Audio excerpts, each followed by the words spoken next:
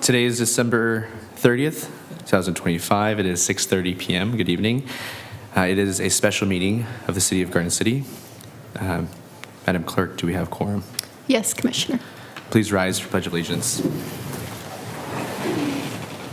I pledge allegiance to the flag of the United States of America and to the republic for which it stands, one nation, under God, indivisible, with liberty and justice for all.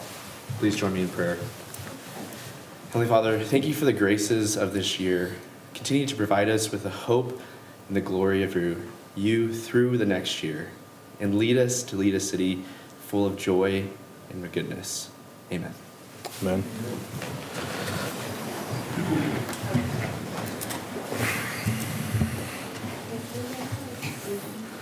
All right, item 3A, the governing body is asked to consider and approve the First Amendment to the Finney County Law Enforcement Occupancy Agreement between the City of Garden City, Finney County, and the Sheriff of Finney County.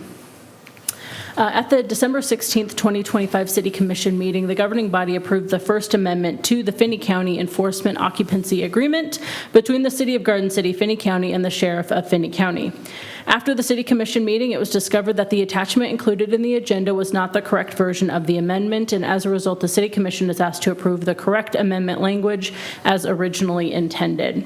The two items, or two alternatives before you are: one, the governing body may approve the First Amendment to the Finney County Law Enforcement Occupancy Agreement between the City of Garden City, Finney County, and the Sheriff of Finney County, or two, the governing body may not approve the First Amendment. Staff's recommendation is to approve the amendment as presented, and the fiscal note related to this is that this will maintain the status quo for an additional year. Costs will continue to be paid for out of the Garden City Police Department operating budget, and as a reminder, this is just allowing us to stay in the current law enforcement center for a year while the renovations at 1210 Fleming Street are underway. So that's the intent of this. Apologies for the wrong attachment being included, but because you all were meeting, we wanted to get this before you and get that corrected. Any questions for Danielle? I move to approve the amendment as presented. Second. There's a motion and a second. Any further discussion? All those in favor say aye. Aye. Opposed, say nay. Motion passes. All right, item 3B. The governing body is asked to consider and approve the 2026 cereal malt beverage licenses.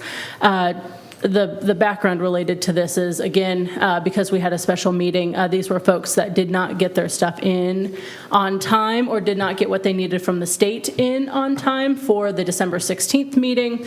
This will allow them to be able to utilize their cereal malt beverage license for tomorrow until the 6th. So staff is recommending that the governing body approve the licenses as presented, and the fiscal note is that fees for off-premise cereal malt beverage license is $50 and on-premise is $200.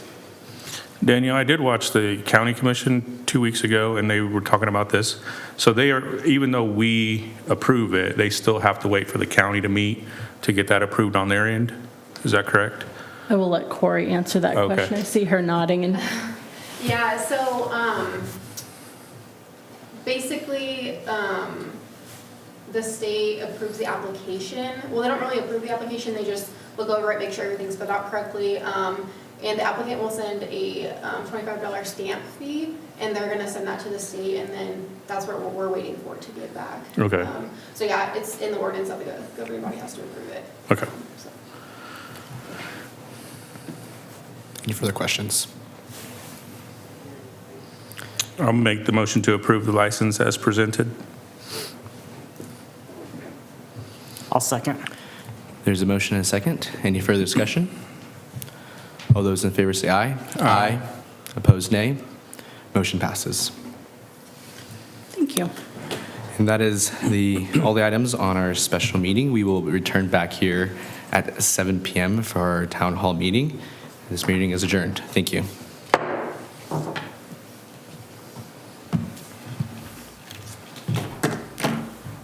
Do you want to sign these already? Just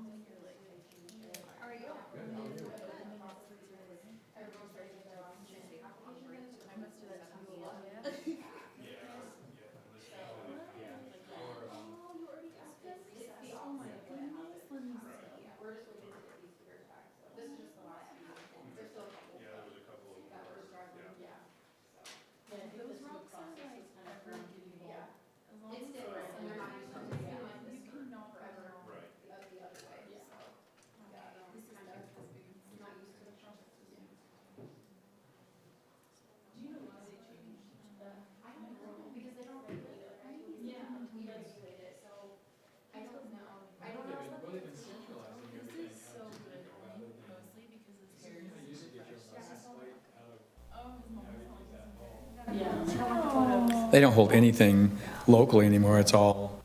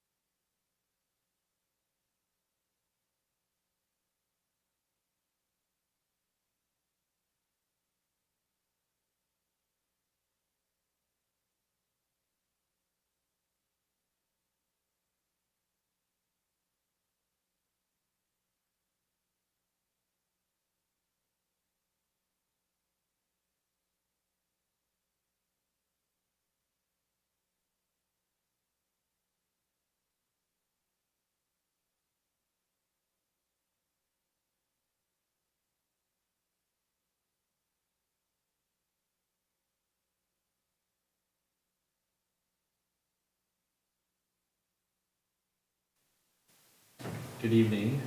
Good evening. Today is December 30th. It is 7 p.m. and welcome to our town hall meeting. Again, this is not a business meeting, so no action will be taken here today. So whoever would like to come forward first, please state your full name for the record.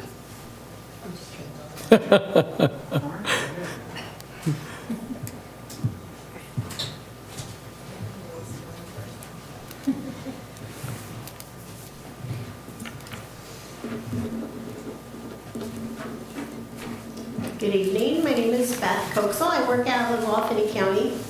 I wanted to personally invite you to join us for one of our upcoming St. Catherine Hospital, Lidwell, Finney County community meetings. These meetings will serve as one of our deliverables for our Pathways to a Healthier Kansas grant, working on the Community Health Needs Assessment and the Community Health Improvement Plan. The Community Health Improvement Plan, or CHIP, is a collaborative roadmap that helps us guide us how our community, alongside partners like healthcare, schools, local government, and nonprofits, can work together to address priority health needs identified through the Community Health Needs Assessment. Through the Community Health Needs Assessment process, we were able to identify access to care, behavioral health, including substance use, and chronic disease management as priorities for the next 3 years. The CHIP outlines how the hospital, alongside their community partners, will work together to address these areas. We'll be hosting 2 identical meetings on Tuesday, January 27th to make it easier for people to attend, one at noon and one at 5:30 p.m.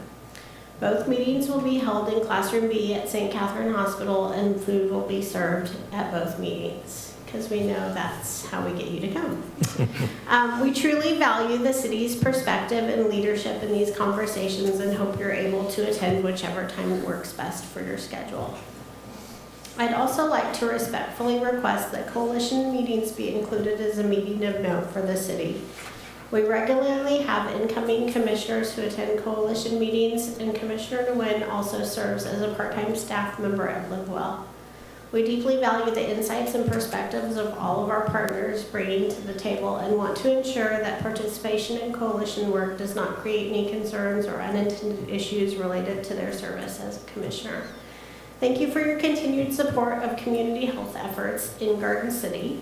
And I have little postcards about the upcoming community meeting.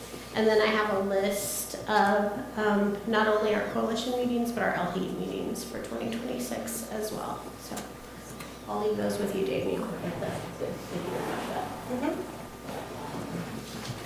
Any questions? All right, good deal. Thank you. Thank you. Beth. Thank you.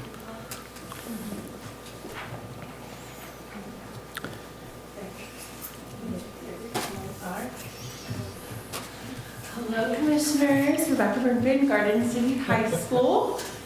We come at request from you guys. We had our event 1 week before finals, and I was able to conjure 5 of them here on their winter break today to present to you some of their ideas. However, all of the students that completed projects, their project boards are up in the meeting room, and we'll be staying here after to help. And then for those students who aren't here, I'm more than willing to go, but for the 5 students that are here, I'm gonna let them start with their project ideas, their problem of practice, what they felt like needed to be done, and some things they learned after the presentation, which is great. The first one up is Nevaeh. She has Happy Tales. I think it's in order, Danielle, hopefully. Thank you. Yes. I already perused them. Hi, my name is Nevaeh Bonilla, and my project is called Happy Tales, and it's mostly about trying to expand the Humane Society and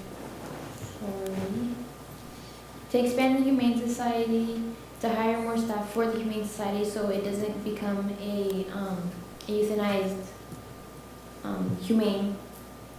And it's mostly about just trying to get the stray dogs and cats off the street because it does cause safety hazards and trash issues and injured animals that are left helpless. My goal is trying to host mostly adoptions and education events, update ownership laws for responsible pets, and expand the Humane Society. And the things that I learned going through this project is that there are hosts that are already established for the city event and that invest the social media and public relations. So I'm wanting to get a photographer, which Nayeli, I asked her to be my photographer to go out to the Humane Society and to take little pictures of them so we can update their little pictures so it's better. And to also get the dogs that have long hair, that are matted, dirty, to get them groomed, which my job is already doing that. It's called Dog Days Resort. Some of you guys have dogs, some bite. And yeah, that's our project. Awesome. Thank you. Thank you.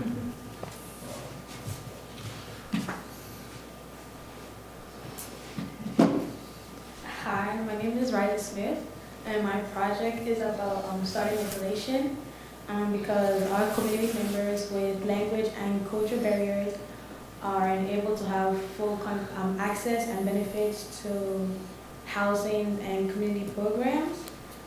My goal is to ensure that all community members, regardless of their primary language, have equal access to information and opportunities related to housing and community programs.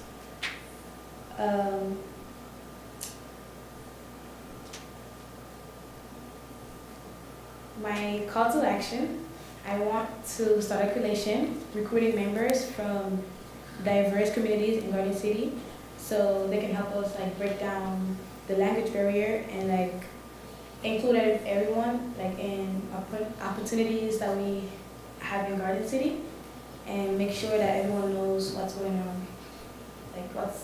on, around them. Thank you.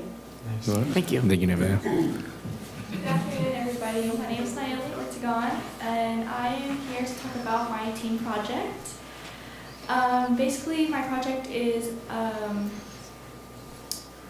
more so about holding a teen group, just like how you guys have it, but for teens in the high school community, where we can share our opinions freely and we can give off just different opinions, what is going to go around the school, what's going around the school, what can we help to clean the yard. Well, I know Jersey does a lot of cleaning the school. I do that a lot. But just basically around the school, the robots, help them stay from getting beat up. I see a lot of kids being mean to them.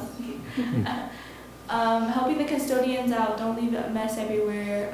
Just basically coming together as a community, just like how you guys have your community in the high school area. So I'm going to go into more of my community problem. Students of Garden City High School feel that they don't have a real voice. Some of them are too scared to give out their opinion either to Mr. Wing, our principal, or to any counselor, because it's just not degrading, but basically it feels like, I know I was scared to give my opinion a lot, but since I'm more a part of this now, I'm part of the Public Safety Advisory Board, thanks to Ms. Aaron, and you guys, I feel more outgoing with myself, because I give my opinion out to you guys, and I understand that it's very nerve-wracking, as right now I'm stuttering, so I'm very nervous. I just feel like they are misheard, unnoticed a lot. A lot of kids feel like they're unnoticed in their opinions, and I just want them to feel more involved in the city, more involved in their school. So yeah. Thank you. Thank you, Nayeli. This is Mindy. Mindy is one of our 4 English as a second language students. If you were able to attend the event, all 4 of them presented in English. That is very difficult for them as they are level 1 or level 2 into country. So she's asked that I assist her today. Mindy has an idea of cooperating 2 pieces of the city. So the school and the city come together to work on park beautification. And so pairing schools that are near parks to host events and competitions and murals, and it become kind of like their thing within the regular school day. Her expected outcome is that they're going to be cleaner, it'll be safer, and that the families that exist within the school will also feel more attached to that park. She said that she would need to create some sort of list of parks and schools that go together, as well as finding resources as far as who would provide things like trees or plants or any of the cleaning materials, which would collaborate with some of the already established city utilities and things like that. And then she thought about there could be events like the cleanest park of the year, the best mural of the year. And through this process, one of the stakeholders also said that they could talk about creating like some sort of like there's an Arbor Day competition already, and that could also become like a place for that to exist as far as the celebration part. There's a lot of barriers if there's not volunteers, which is why one of the solutions is to connect the school. They can do it during the school day. Materials for funding, so looking for grants, especially because this is like cleaner, healthier, involving the school. And then like bad weather, so having backup days and things like that. So that was in these projects.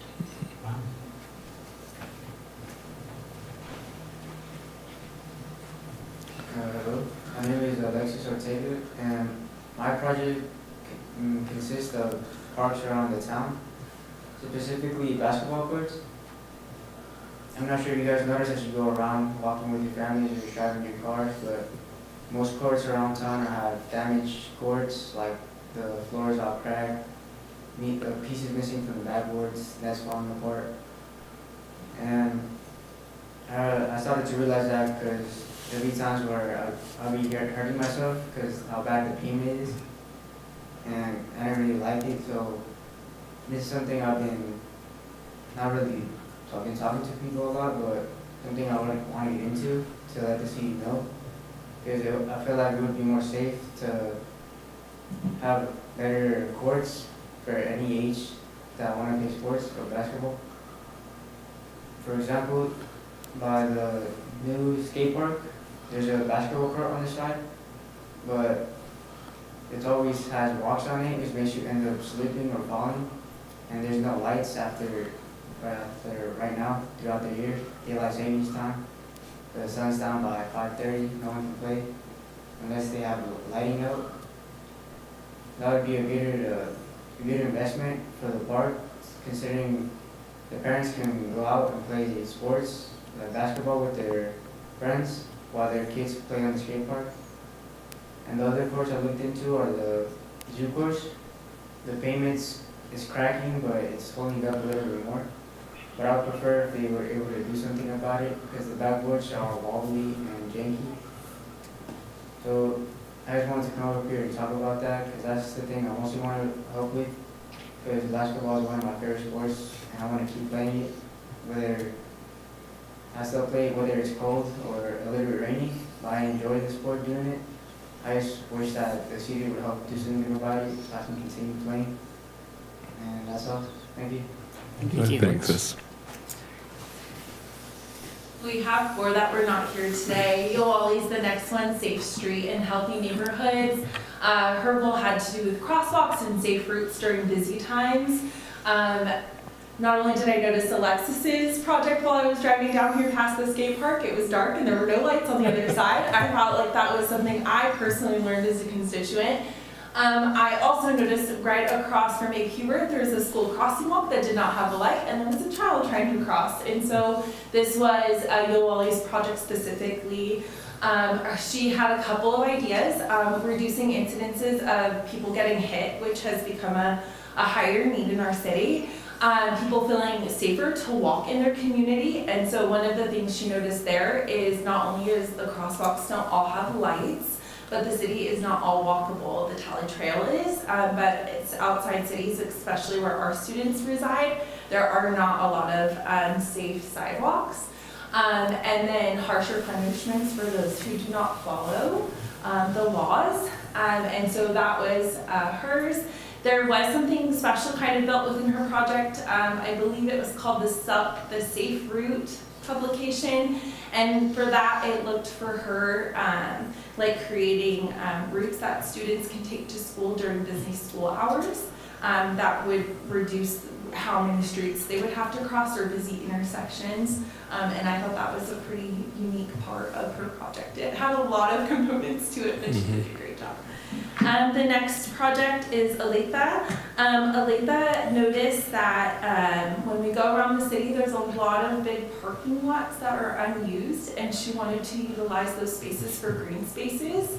And so there's a lot of back up here, she did realize that you're going to have to talk to the private property. It's not public. But if we could create some sort of cooperation with the city at utilizing some open lot spaces to create some green spaces, which would create just better, healthier areas. And so that was her project. She did identify that there's going to be low volunteers, and she kind of backed off Mindy's project, which was maybe we could get the schools involved near those areas, which I did think was really great because they did collaborate amongst themselves, which I think was beautiful. We have Alejandro's project. Actually, there's a caveat to this that Matt and I talked about during the presentation that he didn't realize either, and as someone that participates in rec sports, it was a lot for me. But basically, where Alejandro lives, there's only one park available, and that community does not transport very well. They don't have a lot of cars.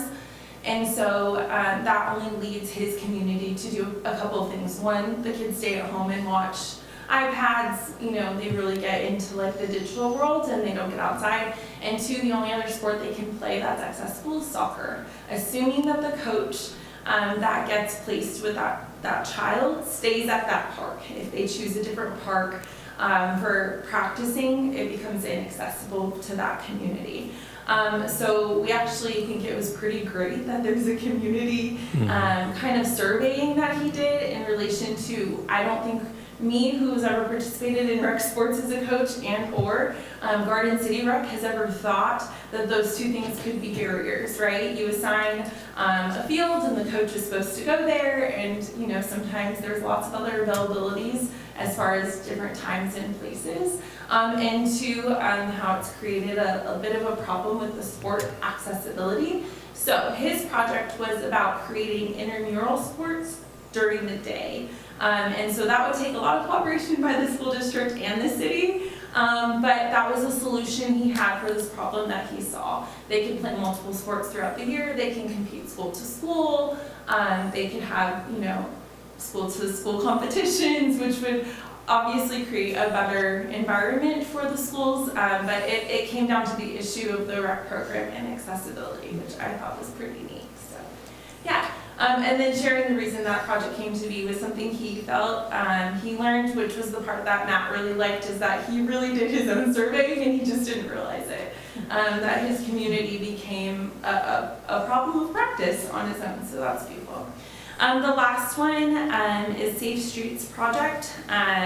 This is in relation to the lights and street racing. And I would like to note that the student was very nervous to even present this in real time, because it is the students that we exist in the school that create kind of some of the safety hazards.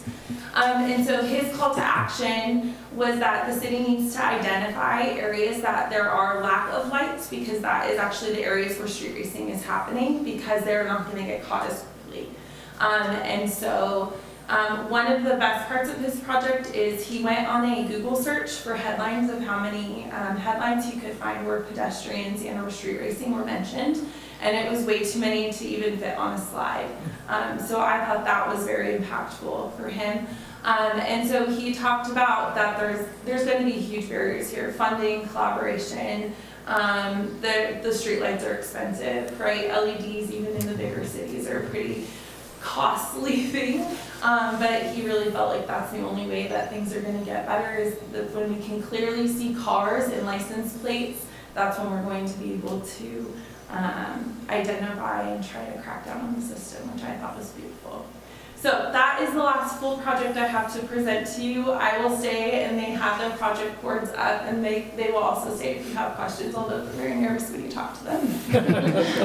And I just want to let you know, from the bottom of my heart, thank you guys for all accepting us and Derek and I's crazy idea about taking this one little afternoon that he spent with our kids for the last better part of 3 years and make it something bigger. Our grant will follow through to next semester, and there have already been tons of talks within people in your community and mine time about how to make this more permanent and how to make this experience something that the children do all of the time. This is something that we have spoken about should be done on a normal basis. This should be a graduation requirement for them to figure out how they're leaving our school and becoming constituents of Garden City.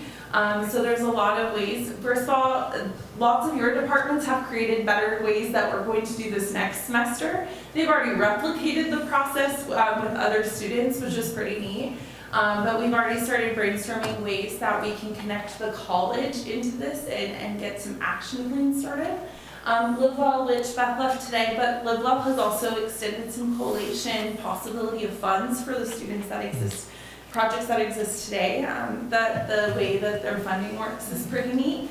And so some of them will be able to carry that on to next semester, although albeit to Riley's idea, we cannot have a second semester of government to be able to carry this through. But the fact that there's people listening and that they want to make the changes and make the fixes is great. And then also right now, the curriculum for one of our programs, which kind of models Google's ideas of like a genius hour, the curriculum's a little muddled, and they thought that maybe this is something we can implement for next year as like a full curriculum where the kids can work every day on this.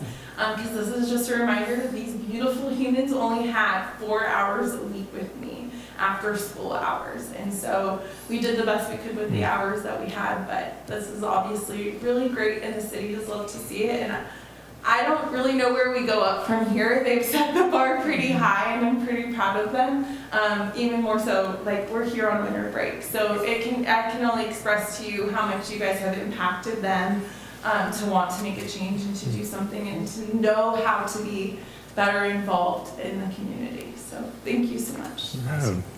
Great job. Thank you, Mrs. Murphin.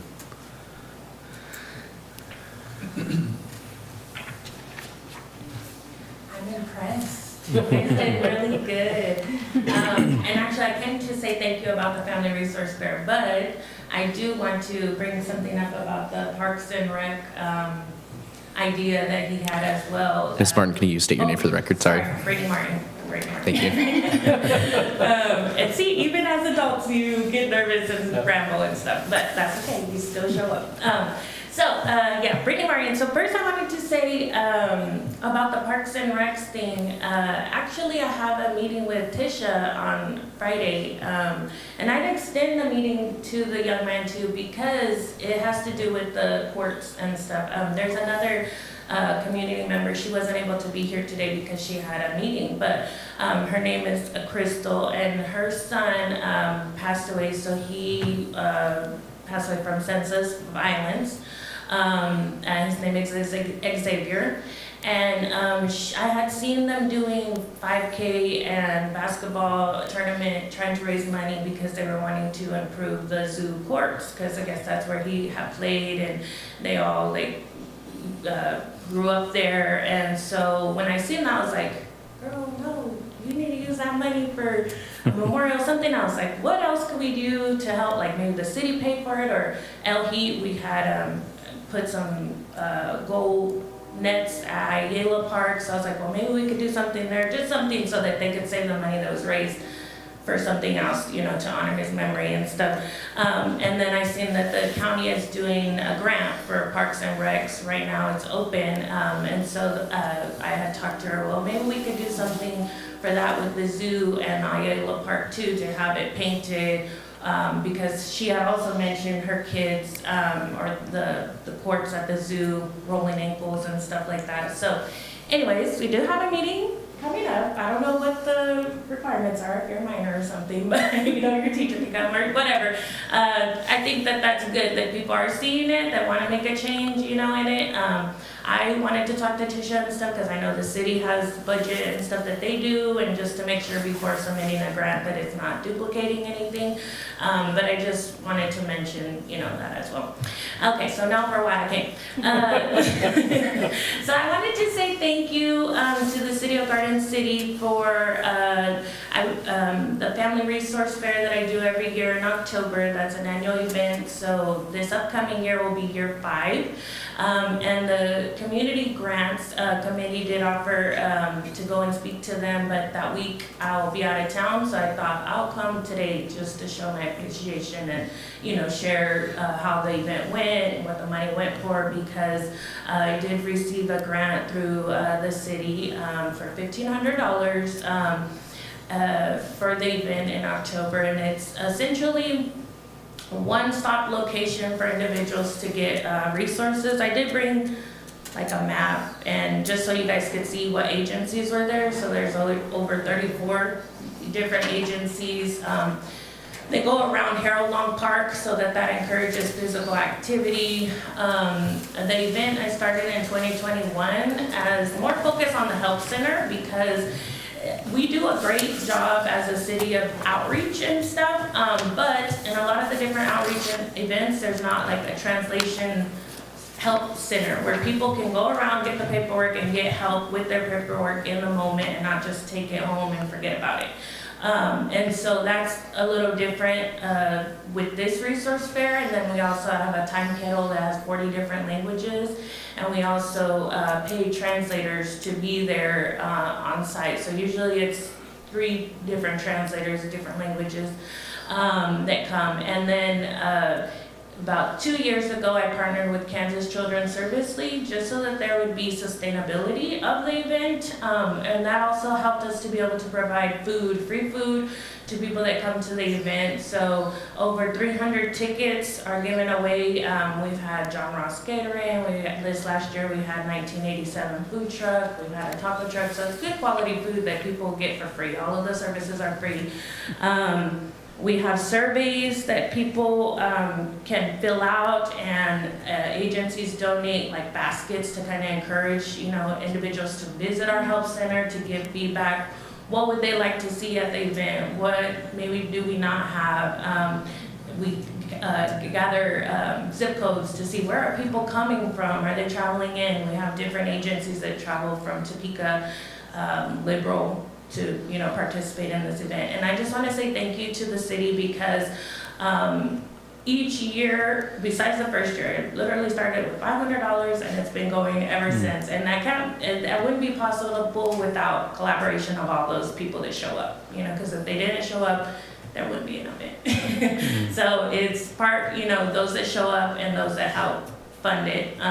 So thank you to you guys, thank you to the committee for seeing the value in this event, for funding it. This year we were able to purchase tables and chairs because we were borrowing from different agencies and stuff, so now we have those for long term.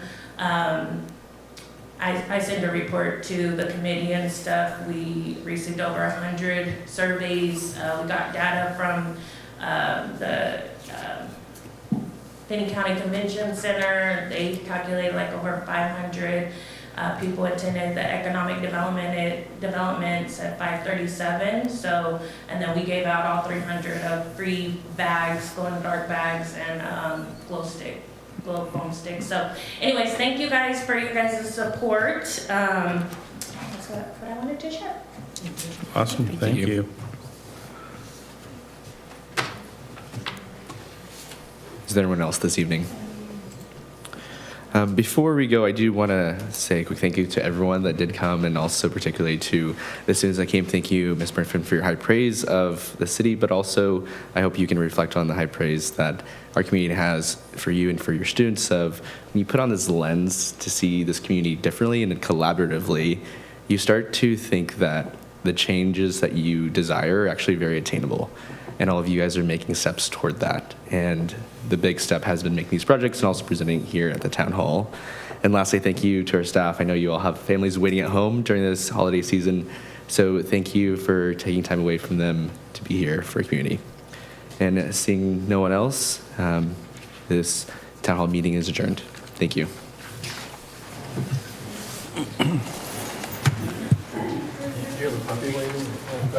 Yes.